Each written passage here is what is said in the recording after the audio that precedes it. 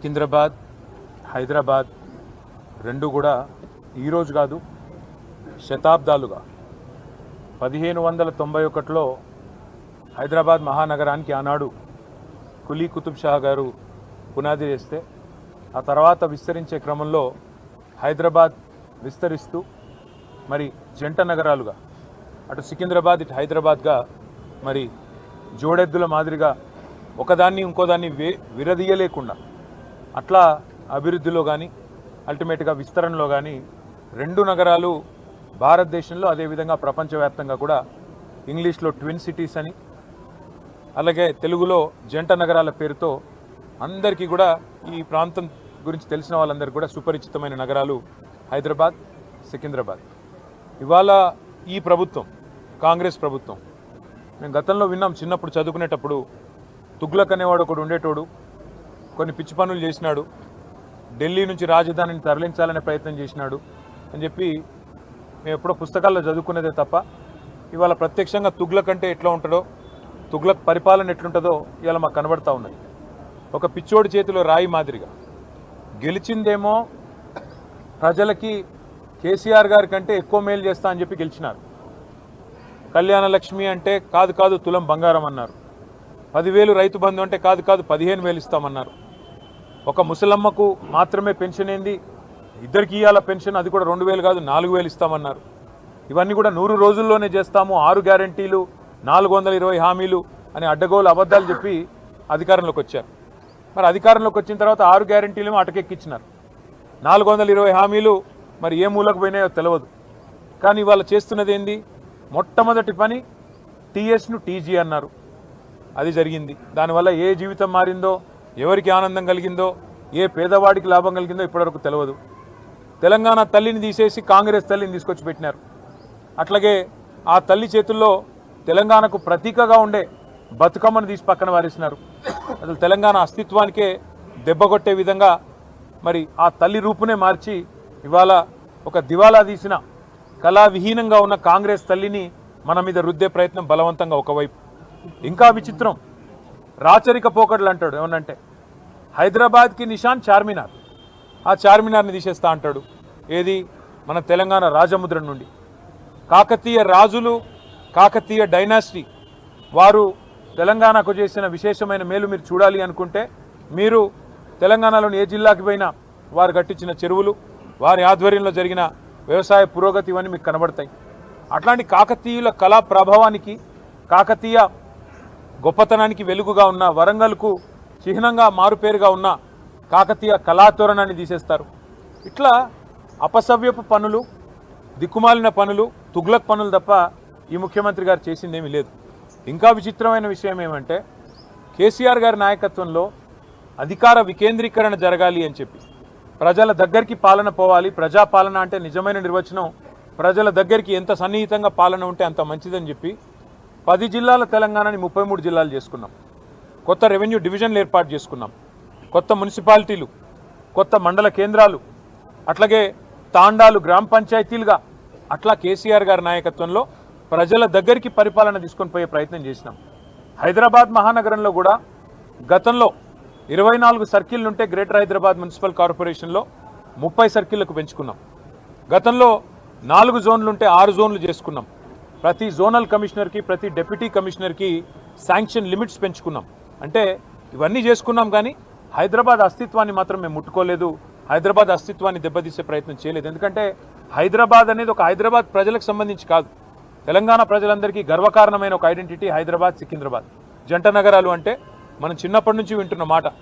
అట్లాంటిది ఇవాళ ఈ తుగ్లక్ ముఖ్యమంత్రి ఆయన తీసుకున్న ఒక నిర్ణయం వల్ల సికింద్రాబాద్కు ఒక ఐడెంటిటీ అనేది లేకుండా, ఒక అస్తిత్వం అనేది లేకుండా సికింద్రాబాద్ని శాశ్వతంగా చరిత్ర పుటలకి మరి పరిమితం చేసే విధంగా ఈ ముఖ్యమంత్రి, ఈ ప్రభుత్వం తీసుకున్న ఒక నిర్ణయాన్ని వ్యతిరేకిస్తూ, ఒక రాజకీయ పార్టీ కాదు, సికింద్రాబాద్లోని అన్ని వర్గాల ప్రజలు ఒకటై, దానిలో అక్కడ ఉన్న ప్రజాప్రతినిధులంతా మా వాళ్ళు. సికింద్రాబాద్ ఎమ్మెల్యేగా పద్మారావు గారు ఉన్నారు, సనత్ నగర్కి శ్రీనివాస్ యాదవ్ గారు ఉన్నారు, అట్లాగే మరి మా నాయకులందరూ ఎమ్మెల్యేలు, ఎమ్మెల్సీలు ఉన్నారు. వారందరినీ కూడా వారు ఆహ్వానించారు. సికింద్రాబాద్కు సంబంధించిన పుర ప్రముఖులు, సికింద్రాబాద్కు సంబంధించిన మరి సికింద్రాబాద్ ప్రేమికులు వారు ఆహ్వానించి సికింద్రాబాద్ అస్తిత్వాన్ని మేము పుట్టిందాడినే మరి ఇక్కడ పుట్టిన బిడ్డలుగా మరి మీరు కదా కాపాడాలి. ఈ ప్రభుత్వం తుగ్లక్ పనులు చేస్తుంటే మీరేం చెయ్యరా అని వారు మీటింగులు పెట్టి పిలిస్తే మేము మా పార్టీగా పోయి చెప్పినాము. ఏం చెప్పాము?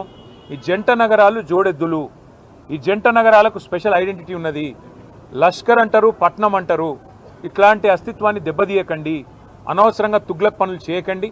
మీకు అధికారం ఇచ్చింది 6 గ్యారంటీలు అమలు చేయమని, మీకు అధికారం ఇచ్చింది 420 హామీలు ఏవైతే మీరు చెప్పారో అమలు చేయమని, మీకు అధికారం ఇచ్చింది బీసీలకు 1,00,000 కోట్లు పెడతామని మీరు చెప్తే దాన్ని నమ్మించినారు. మీకు అధికారం ఇచ్చింది ఎస్సీలకు ఎస్టీలకు కేసీఆర్ గారు 10 లక్షలు ఇస్తున్నాడు దళిత బంధు, నేను 12 లక్షలు ఇస్తానంటే నమ్మి మీకు ఇచ్చారు. మరి 2 ఏళ్ళు అయింది. హైదరాబాదు సికింద్రాబాదు ఈ జంట నగరాల్లో ఒక ఇల్లు కట్టినావా? కనీసం ఒక ఇటుక పెట్టినావా? ఈ 2 ఏళ్లలో ఒక్క ఇల్లు కనీసం 2 ఏళ్ళు అయిపోయింది, చేయలేదు, మంజూరు చేయలేదు. ఒక్క కొత్త రోడ్ వేసినావా? ఒక్క కొత్త ఫ్లైఓవర్ కట్టినావా? ఏదీ లేదు. ఉన్నవి కూలగొట్టుడు తప్ప కట్టిందైతే ఏం లేదు. ఆ కూలగొట్టే క్రమంలో విధ్వంసం మాత్రమే తెలిసిన ఈ ముఖ్యమంత్రి ఇవాళ సికింద్రాబాద్ అనే పదాన్నే లేకుండా విధ్వంసం చేసే ఆలోచన చేస్తుంటే దాన్ని ప్రతిఘటిస్తూ ఇవాళ సికింద్రాబాద్ పెద్దలందరూ కలిసి ఒక శాంతి ర్యాలీ అని పెట్టుకున్నారు. దానికి మమ్మల్ని అందరినీ ఆహ్వానిస్తే ఇవాళ ఉదయం అందరం తెలంగాణ భవన్లో సమావేశం అవుదాం, ఇక్కడ సమావేశమై మన గౌరవ ప్రజాప్రతినిధులందరం కూడా కలిసికట్టుగా పోదాం, సంఘీభావం చెప్దామని చెప్పి మేమందరం ఇక్కడ చేరుకున్న తర్వాత మాకు తెలిసింది శ్రీనివాస్ యాదవ్ గారిని హౌస్ అరెస్ట్ చేసే ప్రయత్నం చేస్తున్నారు, పద్మారావు గారిని హౌస్ అరెస్ట్ చేసినారు, మిగతా మన కార్పొరేటర్లని మిగతా మా నాయకులని దాదాపు 8,000 మంది మా సోదరులని సోదరిమణులని ఎక్కడి వాళ్ళని అక్కడ అరెస్టులు చేస్తూ ఉన్నారని చెప్పి ఇక్కడికి వచ్చిన తర్వాత తెలిసింది.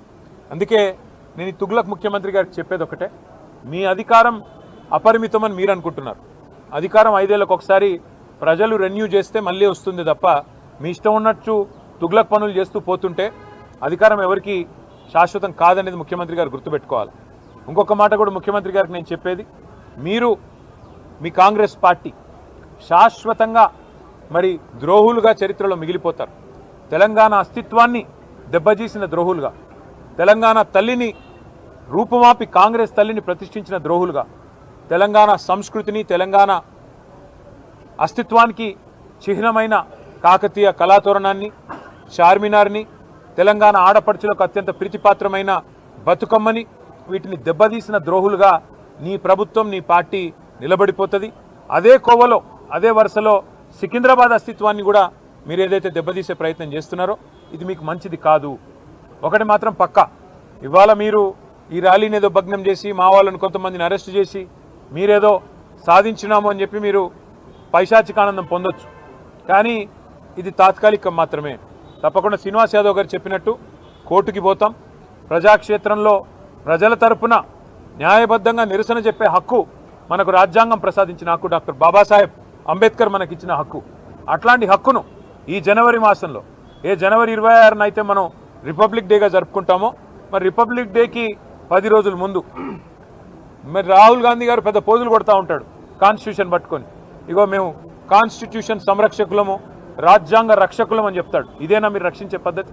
ఒక శాంతి ర్యాలీని భగ్నం చేసి ప్రజలకు నిరసన చెప్పే హక్కు లేకుండా చేసి ఎక్కడి వాళ్ళని అక్కడ అరెస్టు చేసి ఇదా మీరు చేసే రాజ్యాంగ రక్షణ నేను అడుగుతా ఉన్నా. అందుకే శ్రీనివాస్ యాదవ్ గారు చెప్పినట్టుగా కోర్టుకి పోతాం, ప్రజలను కూడా జాగరూకులు చేస్తాం. జంట నగరాల అస్తిత్వాన్ని దెబ్బతీసే ప్రయత్నం చేస్తున్న ఈ తుగ్లక్ సర్కారుకు తప్పకుండా ప్రజాక్షేత్రంలోనే బుద్ధి చెప్తాము. అట్లాగే నాకైతే సంపూర్ణమైన విశ్వాసం ఉంది, తప్పకుండా మళ్ళీ కేసీఆర్ గారి నాయకత్వంలో మా పార్టీ తిరిగి ప్రజల దీవెనలతో తప్పకుండా ప్రజల ఆశీర్వాదంతో అధికారంలోకి వస్తుంది. గతంలో మేము రాజశేఖర రెడ్డి గారి ప్రభుత్వం ఎంసీహెచ్ను జిహెచ్ఎంసీ చేస్తే మేమేం వ్యతిరేకించలేదు. ఎందుకంటే హైదరాబాద్ అస్తిత్వాన్ని ఆయన ముట్టుకోలేదు.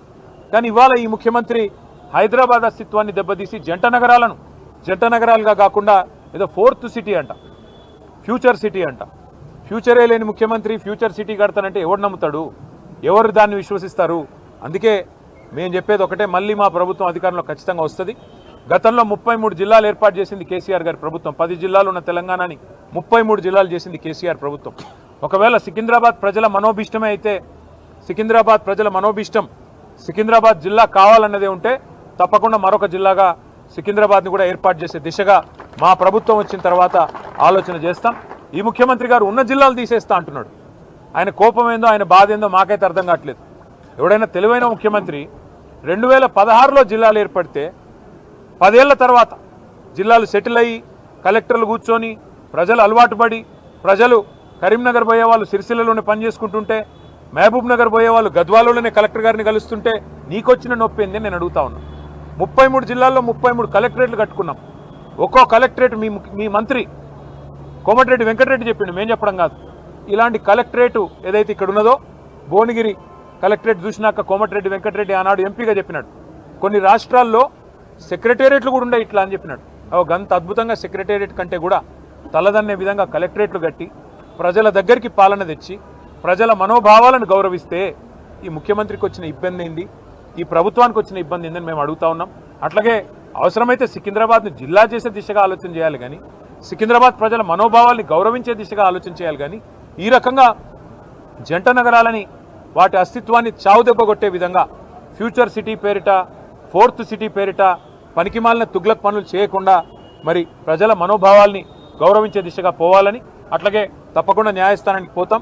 శాంతి ర్యాలీ ఇవాళ నిజానికి కొన్ని వేల మంది అనుకున్నాం కానీ కోర్టు పర్మిషన్ ఇస్తే ఎంత బ్రహ్మాండంగా చేయాలో అంతకంటే గొప్పగా చేసి చూపెడతామని చెప్పి కూడా తెలియజేస్తూ సికింద్రాబాద్ ప్రజలకి మేము చెప్తా ఉన్నాం, ఈ తుగ్లక్ ముఖ్యమంత్రి ఒకవేళ తుగ్లక్ పనులు చేసినా దాన్ని తిరిగి మార్చి మీ మనోభావాల్ని గౌరవించే బాధ్యత బీఆర్ఎస్ తీసుకుంటుంది.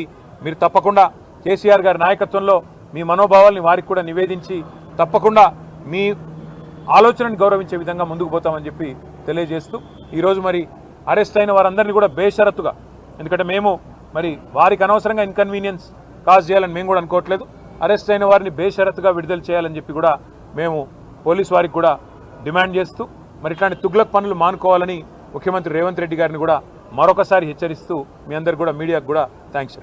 పోరాడుదాం సికింద్రాబాద్ అస్తిత్వ పరిరక్షణ కోసం, పోరాడుదాం పోరాడుదాం సికింద్రాబాద్